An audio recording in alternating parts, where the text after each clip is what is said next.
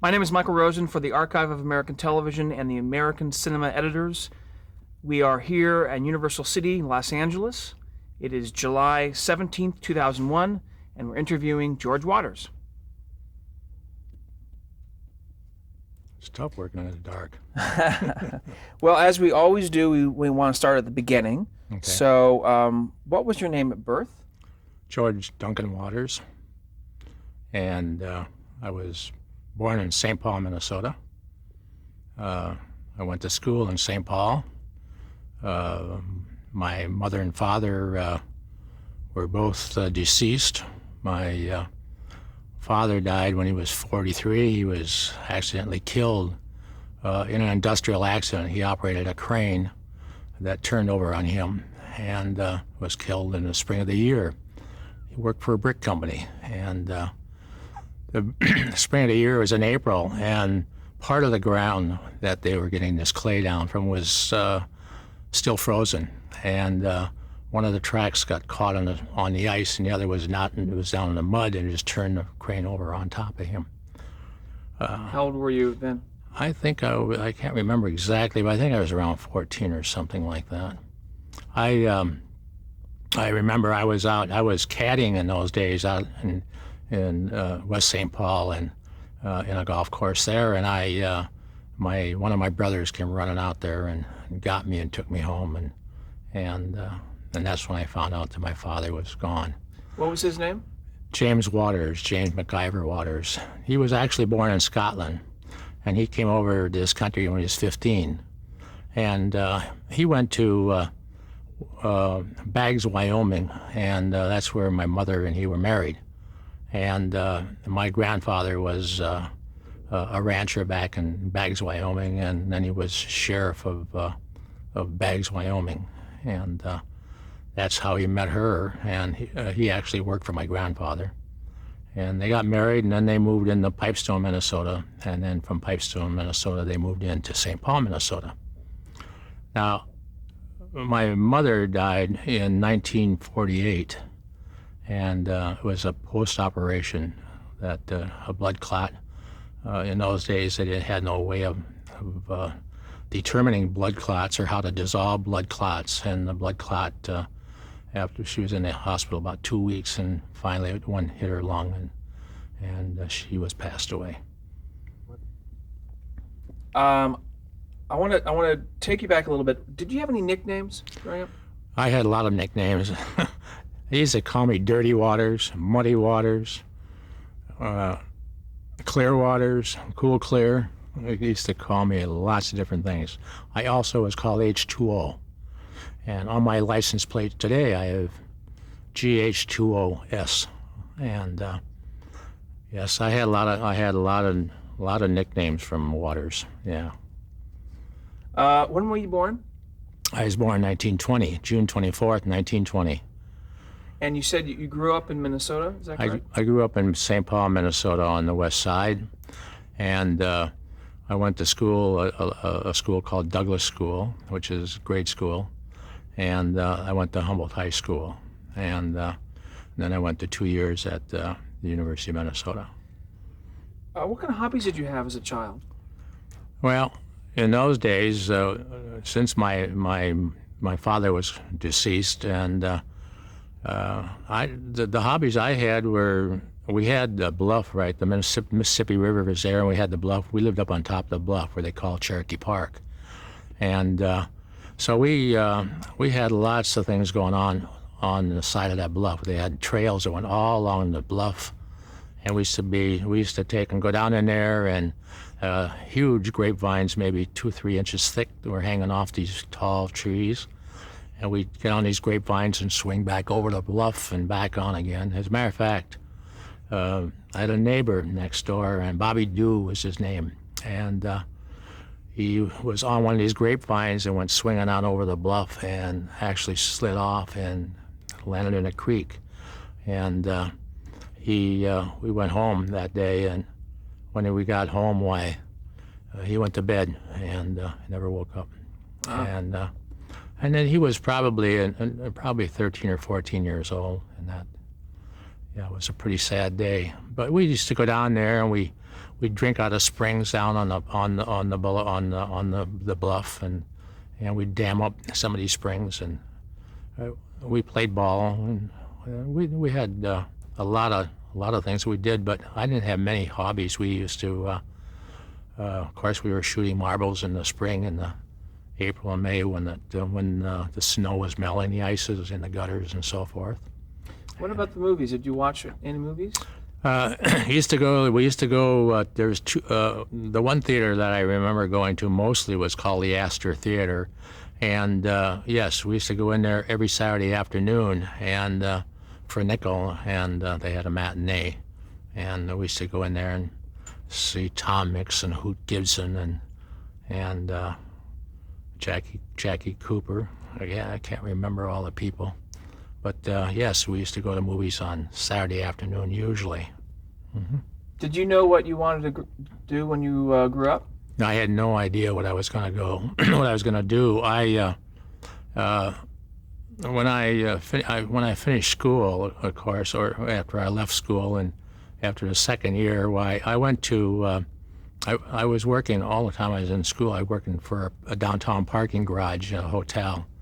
And so I continued doing that, and then of course the service came along, and I went to work. They were building a munitions plant over in I guess it was in the outskirts of Minneapolis, and so I went over there and got a job, and I was like an apprentice carpenter working with them, but. At that time, why the war was escalating all the time, and the draft was on, and they were starting to take a lot of my friends were going into the service, and so on, and so I did take and quit working, and I finally joined the Navy. And since we're talking about your television and film work here, we'll go on to after you were discharged from the Navy. What did you do? Well, when I was in the Navy, I went home with a friend of mine that lived in Los Angeles. I met Mary, his sister, and we went home. I went home with him for Thanksgiving dinner, and met his sister. And when I went overseas for 2 years, and I corresponded with her all the time. And then when I came back from over there, we got married, and we went back to St. Paul on a train for our honeymoon. No air conditioning in the middle of the summer, and it was something else. And we were eating apples and oranges and anything that the USLO would take and had along the way. Usually the women in these small towns where we'd stop for coal and to refuel the engine and for water, take on water, why they'd be out there with their sandwiches and so on. So I'd go run out and grab a couple of sandwiches and bring them back to the train, and that's what we ate all the way back and forth. Then anyway, we were on our way back to California, and they dropped the atom bomb, and shortly after, of course, the war was over. I had a lot of points because I'd been overseas for 2 years, and they were discharging all the people in the reserves, which I was in. They were discharging all these people on a point basis, depending on how much service you had overseas. And so I got out. I think I got out in August of 1945.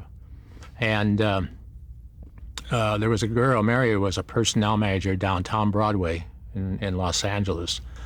And so she, one of the girls in her office, Virginia Frazier, whose father worked for Technicolor, suggested that I go over there and see if I could get a job.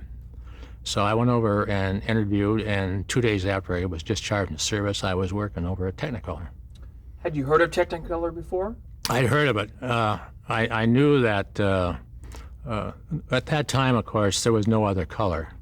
And Technicolor, that I don't know, most people probably are not familiar, but their cameras were all, huge cameras, and they had the three primary colors: yellow, cyan, magenta.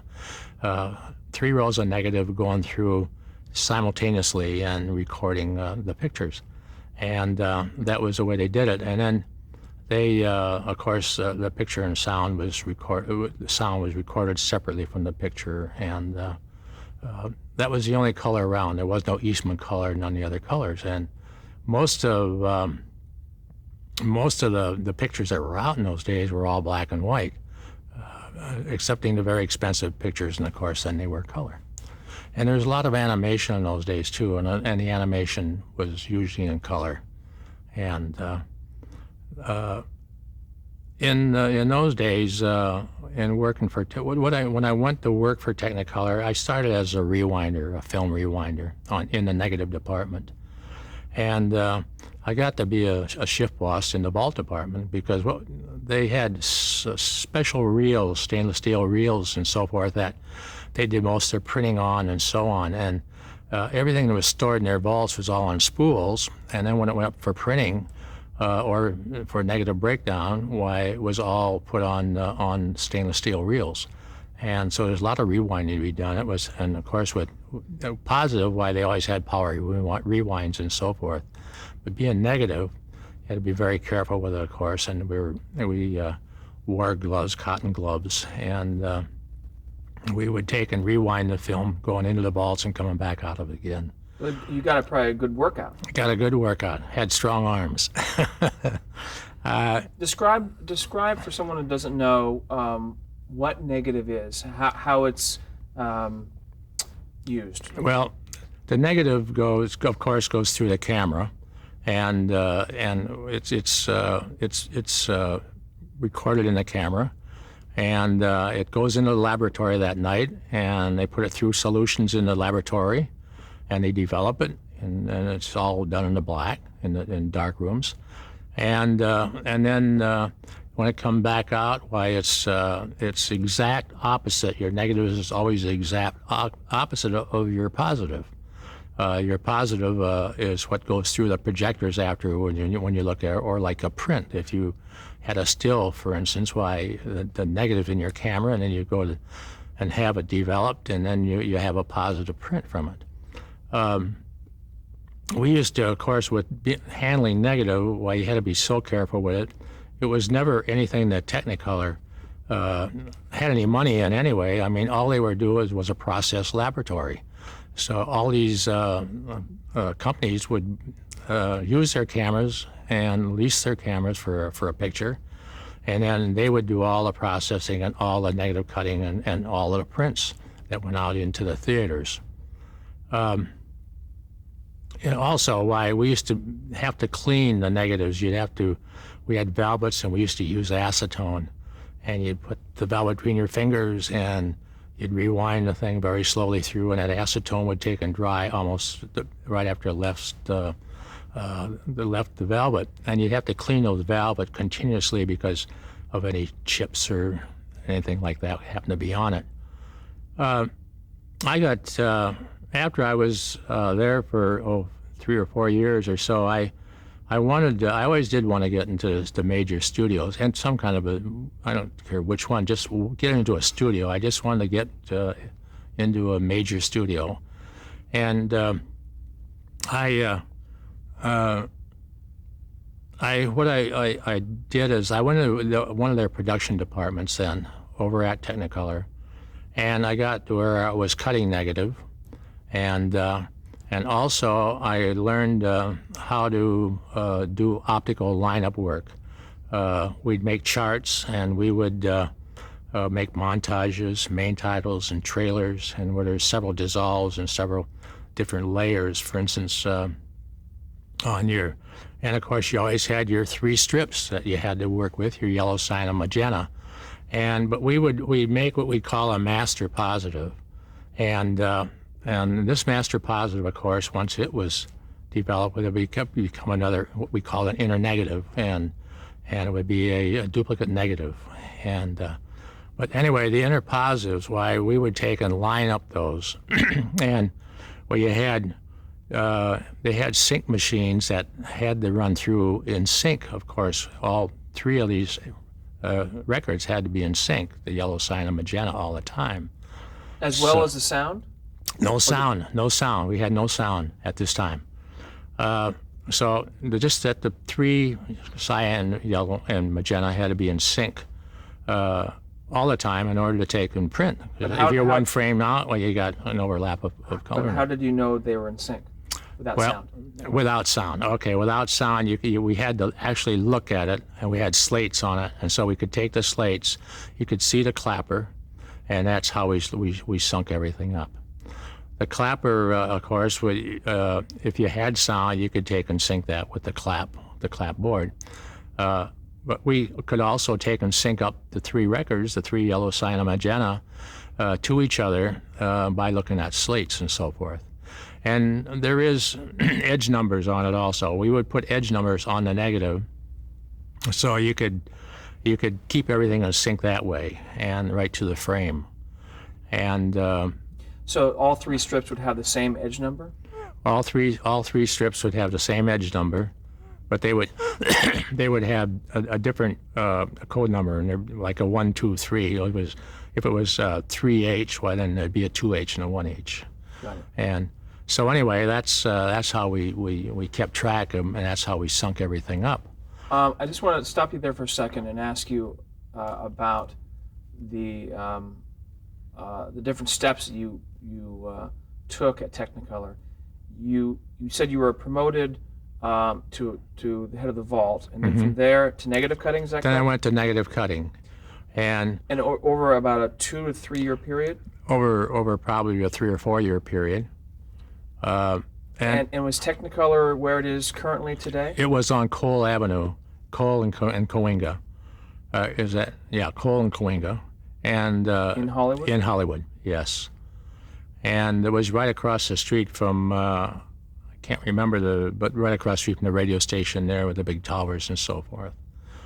And we And so your first job as an editor really was negative cutting, correct? no, my first as an editor, you say? Well, as No. cutting actual film was negative cutting. Yes, it was negative cutting. That's true. I learned how to cut negative. Here again, the editor cuts the positive print, and they make a print off the original negative, and you cut that, and then that is sent to the negative cutter, and the negative cutter matches that print with your negative. Now, the key numbers that you put on the side is printed into that print. So the edge number is put on there by the negative department, and then when they make the prints, that number prints through onto the print, so you can match it up. Now, back then, did the editor who's cutting the picture, did he or she have one print to cut from, or did they have to cut from 3? No, they just had one print. Was it black and Yeah. white? Sometimes it was a black and white, but I think most of the time it was black and white. I can't remember now exactly. I can't remember now whether it was black and white or color. But we never saw an editor. The editor, of course, was in a cutting room, probably at the studio. And what they would do when they would get ready to cut the picture, why we would take and we'd get the positive reel, the work print, and we would go through and we'd make out a sheet and we'd copy down all the key numbers. Then we had logs in negative with all those same key numbers on, so we'd go out and we had it all filed away in the vaults by key number, and the picture, of course, first, and then the key numbers. So we go out and we pull all of the negative, and the negative were small rolls up to maybe 400 or 500 foot rolls, depending how long the scene was, the take was. So we'd pull all of these, then we'd line them all up on our bench, and of course there was yellow, cyan, and magenta, and they were all broken down, and then we would get those and we'd start cutting it to match the work print and keeping everything in sync. How did your first position as an editor come about? Actually, an assistant editor. Is that correct? Yes, as an assistant editor. Tell us about that. Okay, well, when I was at Technicolor, the negative department also did optical lineup work, and we had the optical printers were there. All your dissolves and fades, and your titles and your main titles and your trailers were all done in the optical department. They were all printed right there. I learned how to line these up. We lined up masters, and sometimes, for instance, if you had a dissolve from one scene to another, you had a sync machine that had 6 rolls of film going through it at one time. Now, if you had titles, that would be a separate roll. If it was a color title, then you would have another color roll. If you had shading on it, then you had another roll of shading. And so you could wind up maybe 15 different rolls of film, all lined up and all in sync. And of course, you had to do, we made charts of that stuff, and we sent that up to the printer so the printer would know where his dissolves are going to be and so on. And that's how we did all of that with the titles and so forth. But in learning that, a friend of mine went over to Universal here and got into editorial. And when he got into editorial over here, well, he didn't get into editorial. He came over as a negative cutter, and then they put him into editorial. So I called him, and I'm trying to think of his name. I can't remember his name now.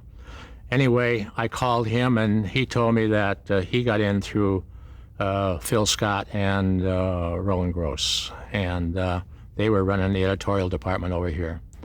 So I talked to Phil, and Phil said that he would interview me, and if I wanted to come over and see him, and I said I'd be over the next morning. He said, don't you have to work in the morning? I said, yeah, but I'll be there, you know. And he said, no, he says, what time do you get off work? And I said, around 3 o'clock or 3:30. He says, come on over then.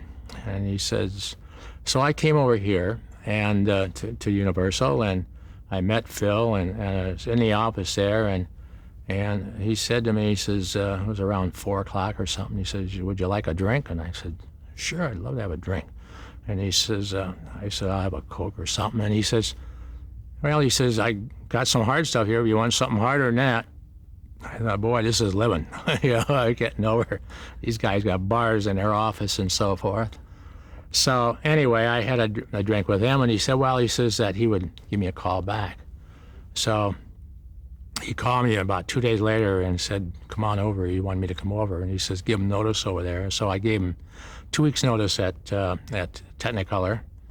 I came over as a negative cutter, and I went up into the negative cutting department there and was cutting negative, and they were having problems with their foreign films. The titles were bleeding on some of their prints. And so Phil had me go in and checking all their foreign prints, along with, I had an interpreter if it was a Spanish version or why she would be there. And then they had a Portuguese version and several different versions that they made of all these different prints. And so I would be in there checking for bleeding titles and so forth, all the prints coming out of Technicolor. So after about a month or so, Phil said he wanted to get me in an editorial. And so did you want to go to editorial? I wanted to go to editorial. That was my whole goal, would be an editor someday. When did that goal become realized? When did you know that? I was over at Technicolor about 10 years, and I don't remember the exact year I came over to Universal. But you were at Technicolor for 10 years? 10 years. Altogether? Altogether, yes. And it might have been 9 years, but anyway, 9 or 10 years. Uh-huh. And anyway, I came over to Universal then, and almost, it was just weeks, and Phil told me he wanted to get me an editorial. And Phil had I had never been in, of course, they had apprentices and so forth in editorial, and I was never an apprentice. I came right from negative cutting right over to as an assistant editor. Was that common? That was no, it was not common at all. And the reason I did that because I knew all about opticals, and the assistant editors at that time, they had a lot of new people over here, and a lot of them didn't know how to take the counts for opticals and so forth. And so Phil started a department called the Editorial Completion Department, and he put me in charge of it. And I had 2 assistants and in the Editorial Completion Department, and we changed all the dupes. In other words, if you made a change in your the picture work print, if the editor made a change in the work print, and it had already been duped for sound effects and music, why then we'd have to take and change their dupes as well as and match whatever the editor did, so they would their prints for their sound effects and music would be the same, match the work print all the time. So our department took and we changed all those dupes, and because usually the editors in that time or the assistants were busy on their own shows, and we also in our department we took all accounts for their titles and so forth. So and that led back to my background in optical titles. We in those days. The editors nowadays editors, they freelance. Everybody freelances. Before I retired, I was freelance. I freelanced for years. But in those days, why, the editors always Universal had its own people here. I can't remember all these people. I remember Eddie Curtis was here as an editor, and Tom Conlon was here, and I can't remember I can't remember all these people, but anyway, I always wanted to be an editor, and I remember when I was over here, they did a number of pictures over here that I worked on. I can remember The Great Man. I can remember Touch of Evil. Touch of Evil was with Orson Welles, who directed it. And I remember the opening shot of that picture very well, where it went across the Tijuana border, and an aerial shot all the way, and it was just a beautiful shot, just following his car all the way down. And no editing required there. No editing required. And Eddie Curtis cut that picture. And anyway, why at that time, why. All of the negative, of course, and all the positive too was all nitrate film, and we had nitrate film around. And Orson Welles he used to smoke these big black cigars, and we were on the second floor, and he wasn't supposed to smoke in the cutting rooms, and they used to tell him couldn't smoke in there, so he'd go out and he'd take a couple of puffs, and then he'd walk in, and Eddie'd ask him something. He'd walk back in the cutting room and he had his cigar down here lit. One day the fire marshal come along from the studio here and saw him. And he told him, he says, if I ever catch you smoking in here again in one of these cutting rooms, he said, I'm going to bar you from the lot. And so he just kind of grumbled and went back outside and smoked on the fire escape.